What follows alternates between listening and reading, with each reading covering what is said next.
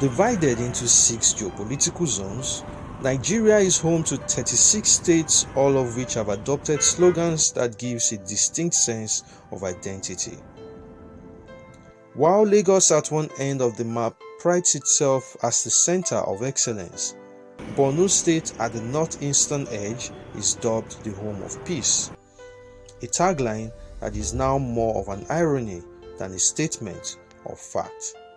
Of recent, when you say you are coming to Maiduguri or coming to Borno State per se, if you are living somewhere in Lagos or in any part of the country, first and foremost, your family will go into a fasting and prayer session.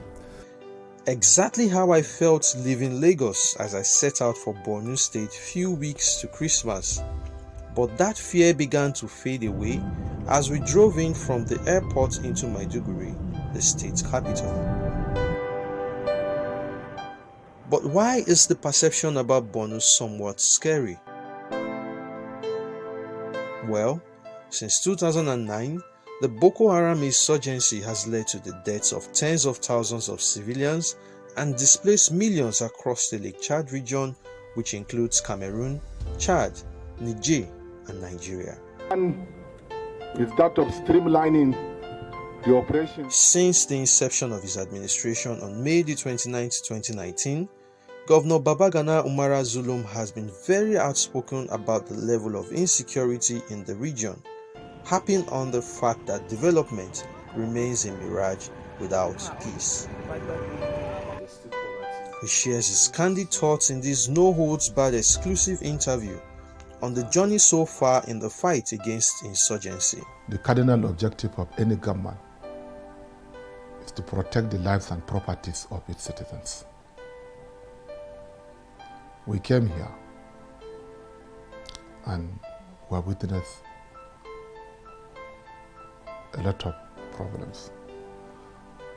But let me also, people have to understand what we are saying. Nobody is saying that we are not appreciating what the federal government did, particularly in Borno State. While other states in northwestern states have just seen the insurgency. In our own case, the insurgency was worst between the year 2011 to 2015. Honestly speaking, since General Buhari came in, President came in, we were able to achieve a reasonable degree of stability. But the major problem is that, are we committed to ending the insurgency? No. There's a lot of sabotage in the system. There has been sabotage. Does the Nigerian military have the required equipment to fight the war? That is the one question. Knowing that no country can be an island of prosperity in an ocean of insecurity, Governor Zulum is seeking greater collaboration in the fight against terrorism, banditry, and transnational crimes. We are advocating for mercenaries, for them to have a coalition with our army personnel, fending the arrival of our needed equipment. Are you getting what I'm saying? This is something very important. And secondly is that there's nowhere in this whole world one country has defeated, has succeeded in war. You must have to look for coalition. For the reason best known to them, the Nigerian army are not in support of coalition. In 2017, Internal Displacement Monitoring Center established that there were more than 1 million internally displaced persons in Borno State, the highest in northern Nigeria.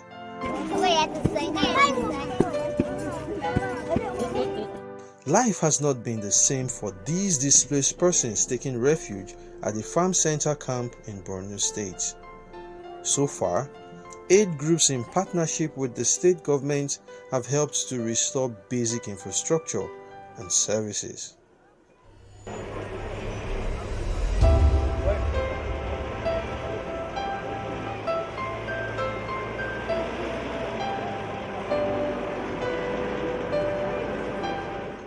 Today, a fresh batch of food supplies has just arrived for more than 4,000 households resident in this camp, just in time to kick off end-of-year festivities for 2020.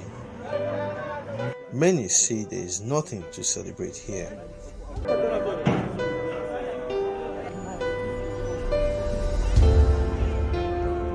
And while they have access to basic amenities like water supply, sanitation is still short on standard.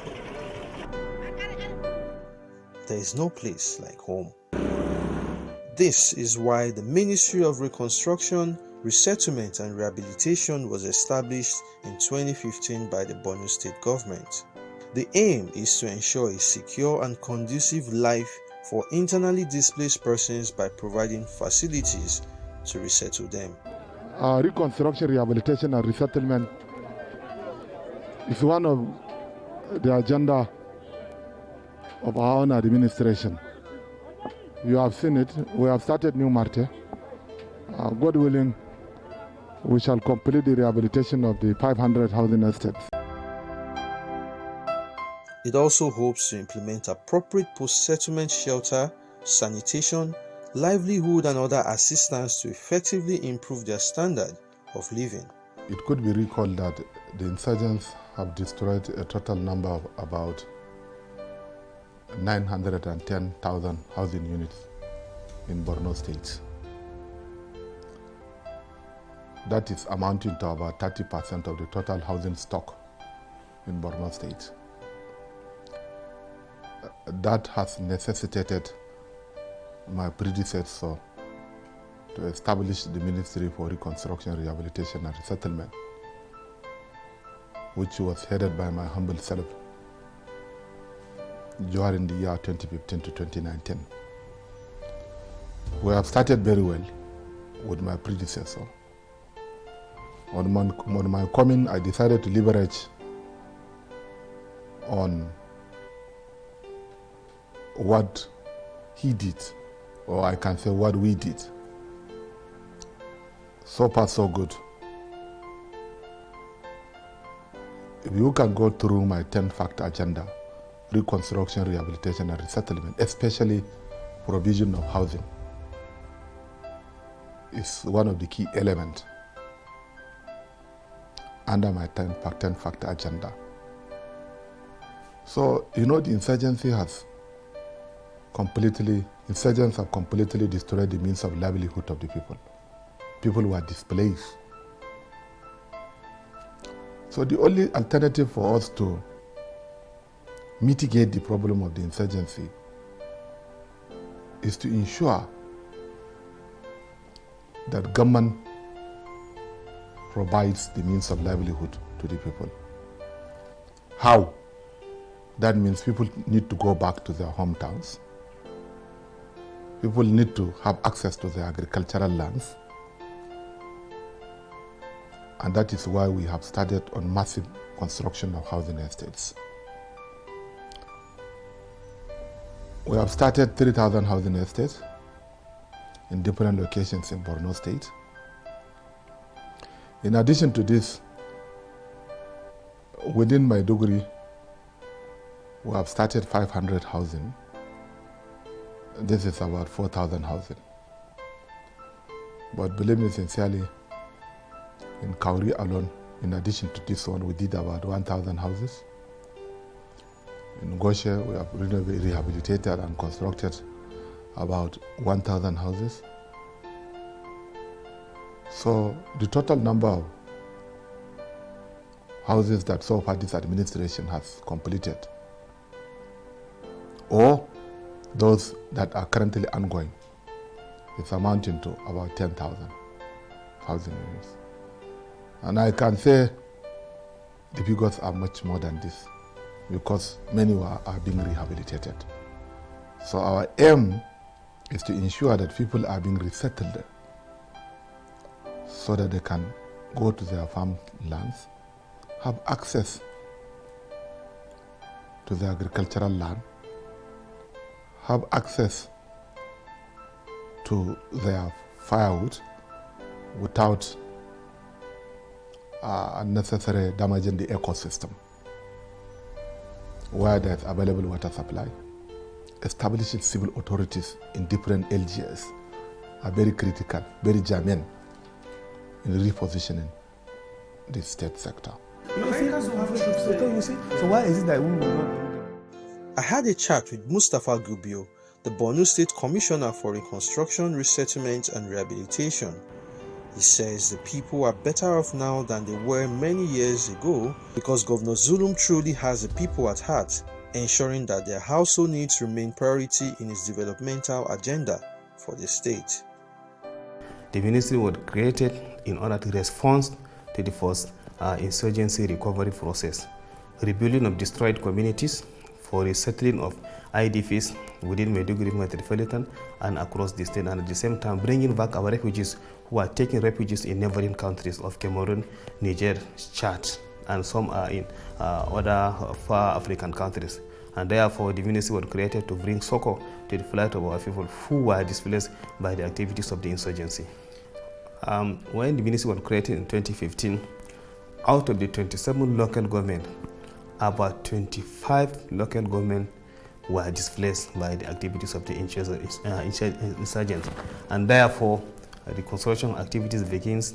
At that time, our commissioner, by then the commissioner, who is now our governor, embarked on mass reconstruction of those communities. He was able to reconstruct and resettle most of the local government at that time, and therefore most of the local government were resettled because it was not easy at that time to start the activities. And I thank God, local government were resettled and people are taking their livelihood activities in the ancestral form.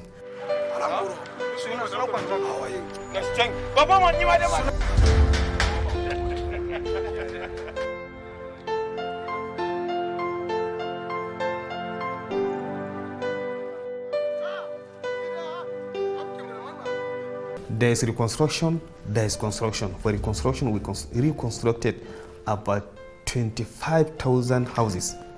That is concrete houses. And when you come to mud and other temporary shelters, quite a number of them was reconstructed, and reconstruction was also done, quite a number of them. Even in this year alone, 2019 to date, we constructed about 1,500 houses, and it is now ongoing. Some have been completed and resettled.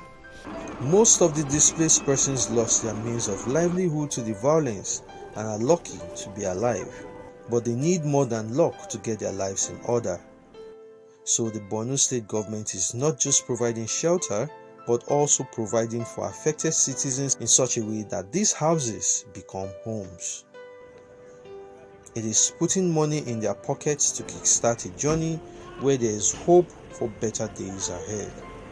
The magnitude of the destruction as a result of the activities of Boko Haram is enormous, and therefore it requires concerted effort to approach it. The state government is doing its best, and we also embark. That is why the state government constructed mega skill acquisition centers across the state, so that the people can be trained in different trades, in area of mechanic, carpentry, building, welding, computer, so on and so forth.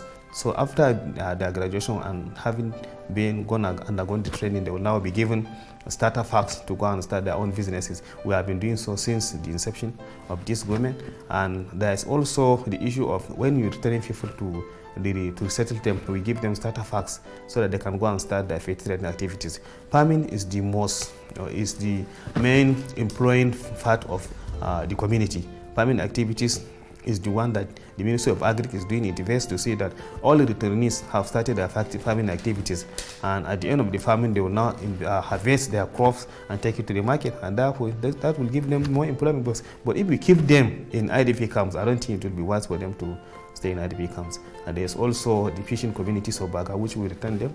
Fishing communities of Marte, we return them, and I'm sure with time they will pick up the pieces of their life.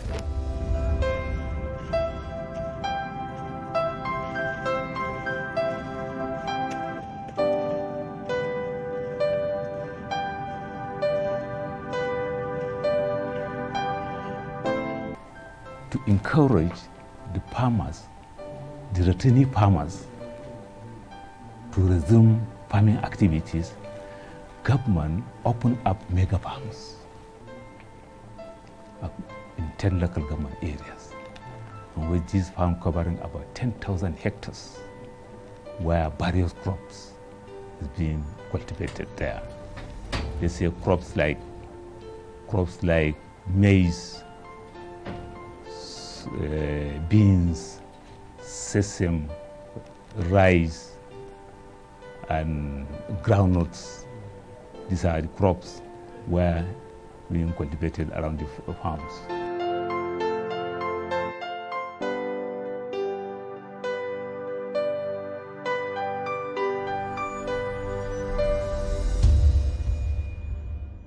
The Borno state government says providing adequate security is a major priority in the course of its reconstruction, resettlement and rehabilitation program.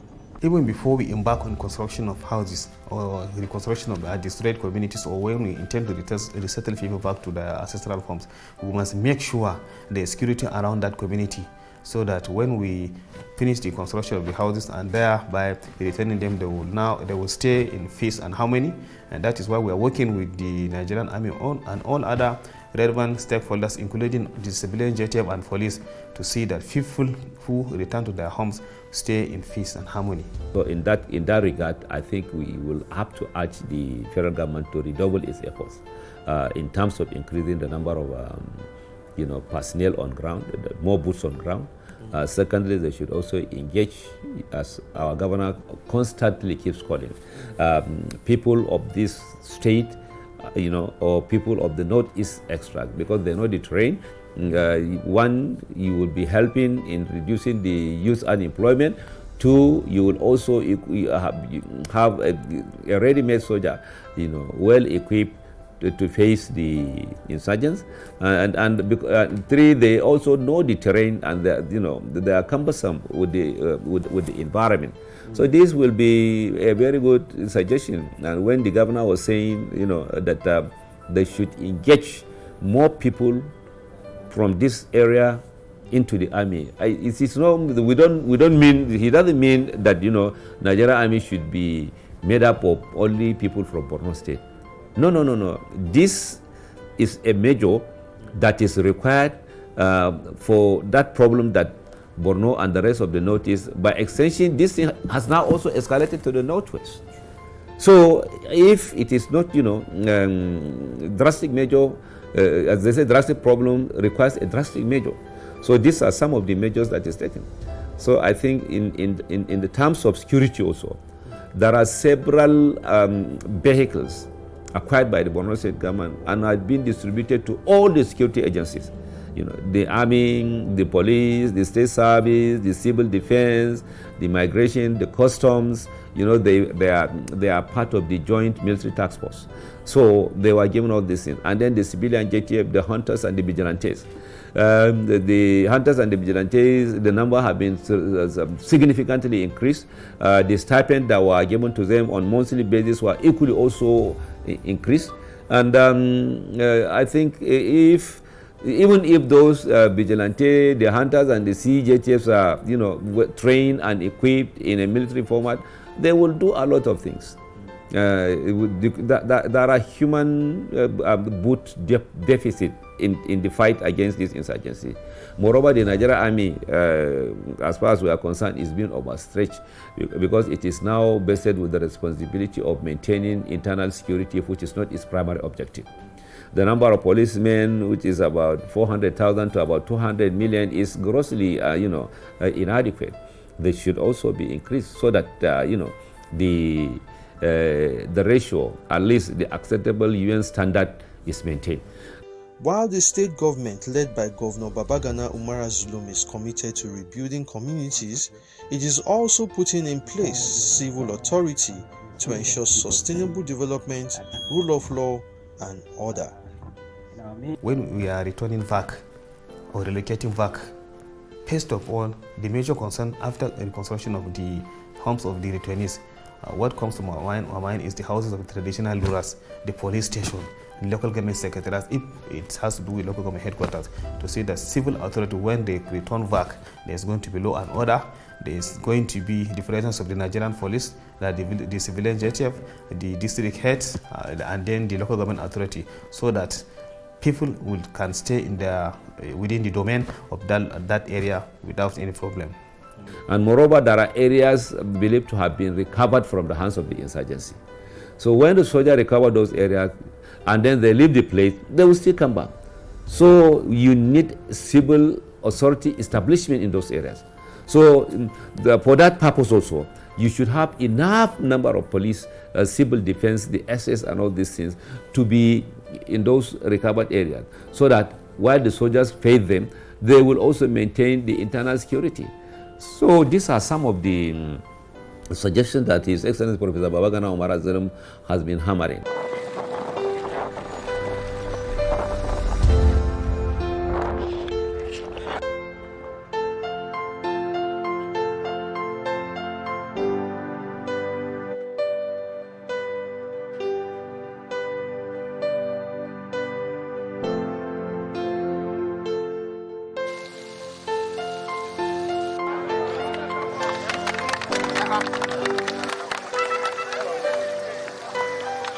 But housing and resettlement is not just enough if there are no schools and hospitals to cater for residents.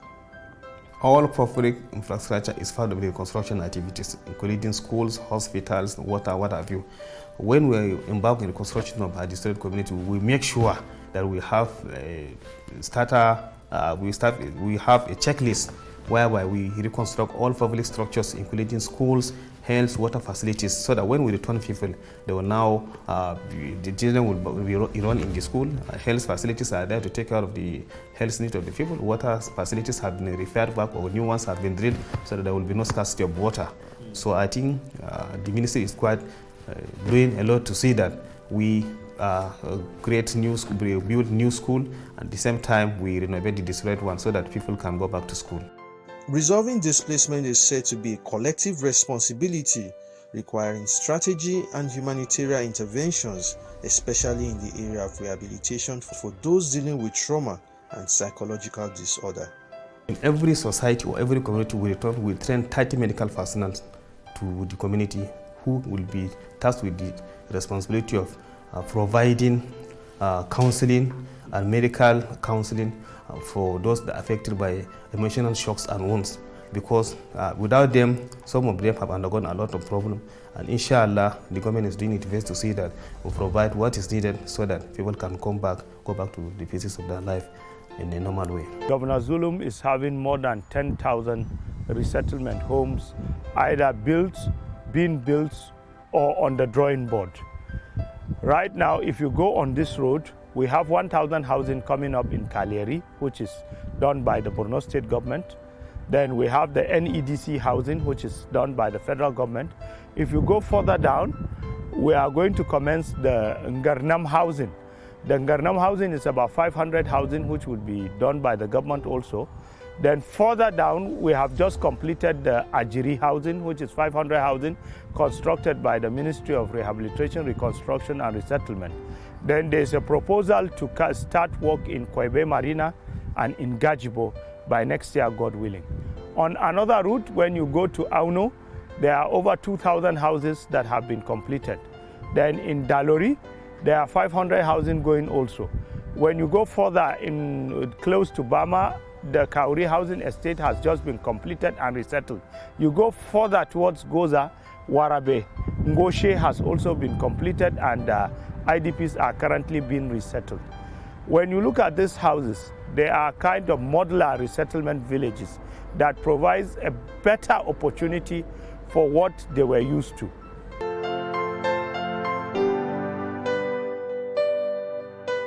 In a passionate quest to change the lives of his people for good, Governor Babagana Zulum is building a legacy focused on creating a satisfied community of resettled people who will eventually contribute to regional and national development.